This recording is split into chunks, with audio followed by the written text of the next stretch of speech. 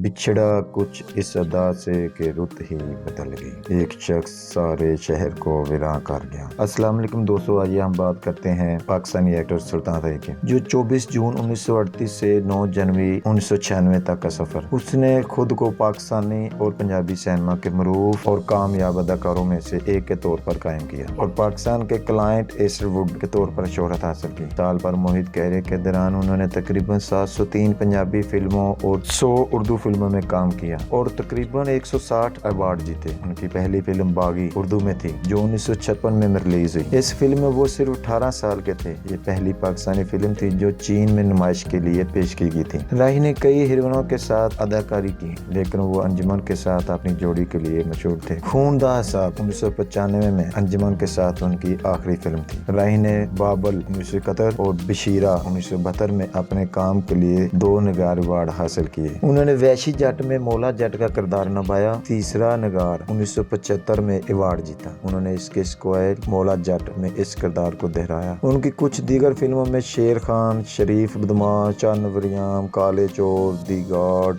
Father, शरीफ बदमाश और वैशी गुजर शामिल हैं। और उनकी इब्तदाई जिंदगी मुश्ताक इज़हार के मुताबिक राही रावलपिंडी बरतानिया और हिंदुस्तान में 1938 में पैदा हुए। पाक मक के मजहर इकबाल मजीद बताते हैं कि वो उर्दू बोलने वाले खानदान से थे, जो उत्तर प्रदेश के मुजफ्फरनगर से रावलपिंडी हिजरत करके आए थे और वो मुजफ्फरनगर में भी पैदा हुए थे। उनके वालिद subedar major Abdul Hameed British Indian army से रिटायर्ड ऑफिसर थे, जिनका तल्लुक एक पंजाबी अराई खानदान से था। सुल्तान रही का कैरियर, उन्होंने अपने फिल्मी कैरियर का आगाज 1956 में बतौर मेहमान अदाकार फिल्म बागी से किया। उनकी पहली कामयाबी फिल्म वैशी जट 1975 से मिली। ये मौला जट 1979 का गैर सरकारी परिक्योल था। मौला जट 11 फरवरी 1979 को रिलीज हुई, जो इनकी सबसे कामयाब पाकिस्तानी फिल्म बनी। बहराम डाकू 1980, शेर खान 1981, साला साहब और गुलामी 1985 में रिलीज हुई। सुल्तान रही 535 से जायद फिल्मों में अहम किरदार में नजर आए। सुल्तान रही के खानदान में इनके 5 बच्चे थे, जिनमें से एक हैदर सुल्तान भी,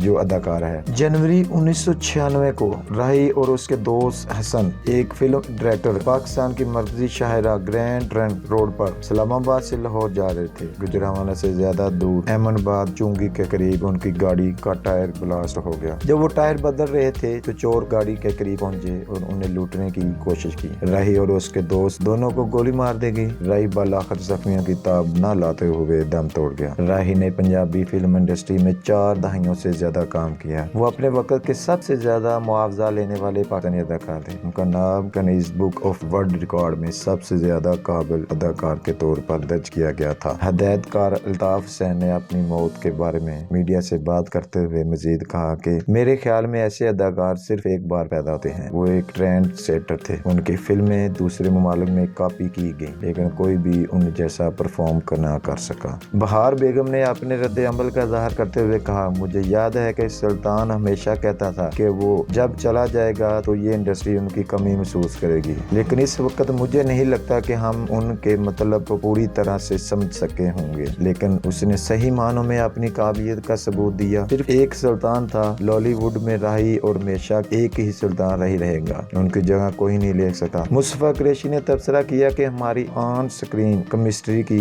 कई तरीकों से मुनफरद थी। हमारी जोड़ी लॉलीवुड की तारीख में सबसे ज्यादा मकबूल फिल्मी शराकत थी। ये सच है कि कोई और सुल्तान रही कभी नहीं होगा। उसने जो कुछ कमाया वो सरासर मेहनत का नतीजा था, काम और हुनर। फिल्म डायरेक्टर परवेज राणा ने मजीद कहा, अगर हम अब भी पंजाबी फिल्में बना रहे हैं और बहुत से नए हीरो इंडस्ट्री में दाखिल हो चुके हैं और छोड़ चुके हैं, मुझे नहीं लगता कि सुल्तान रही का सुनहरा दौर कभी वापस आएगा। उनके डायलॉग माहरे दिलों में नक्श हैं। यादें ये सुल्तान रही के लिए मुल्क की मोहब्बत है, जो दुकानों और बसों पर लगे उसकी तस्वीरों और पोस्टरों में चलकती रहती हैं। दोस्तों, ये थी सुल्तान रही के बायोग्राफी। अगर आपको हमारा चैनल अच्छा लगा है तो इसे जरूर सब्सक्राइब और बेल आइकन के बटन को दबाइएगा। और मजीद वीडियो देखने के लिए हम आपके लिए अच्छी वीडियो अपलोड करते रहेंगे।